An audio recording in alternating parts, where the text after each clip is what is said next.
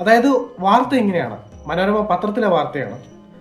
സംസ്ഥാനത്ത് മാസ ശരാശരി 100 പുതിയ HIV അണുബാധിതരുണ്ടാകുന്നെന്ന് കേരള എയ്ഡ്സ് കൺട്രോൾ സൊസൈറ്റിയുടെ റിപ്പോർട്ട്. പുതുതായി HIV അണുബാധിതരാകുന്നതിൽ 15 മുതൽ 24 പ്രായക്കാരുടെ എണ്ണവും കൂടി വരുന്നു.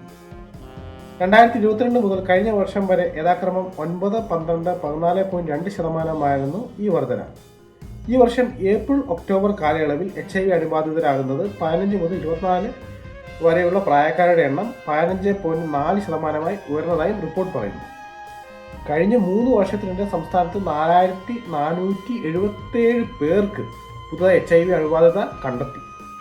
ഇതിൽ 3393 പേരും പുരുഷന്മാരും, 1065 പേർ സ്ത്രീകളും, 19 പേർ ട്രാൻസ്ജെൻഡേഴ്സുമാണ്. എന്നാൽ 90 ഗർഭിണികളും ഇതിൽ ഉൾപ്പെടുന്നു.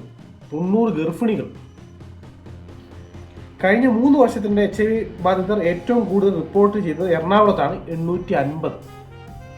തിരുവനന്തപുരം 555 നിൽക്കുന്നു. അതിന് പിന്നാലെ തൃശ്ശൂർ 518, കോഴിക്കോട് 441, പാലക്കാട് 371, കോട്ടയം 350 എന്നിങ്ങനെയാണ് ജില്ലകളുടെ കണക്ക്.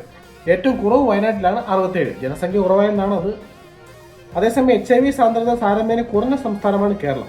പ്രായപൂർത്തിയായവരിലെ HIV സാന്ദ്രത രാജ്യത്ത് 0.20 ആണെങ്കിൽ കേരളത്തിൽ 0.7 ആണ്.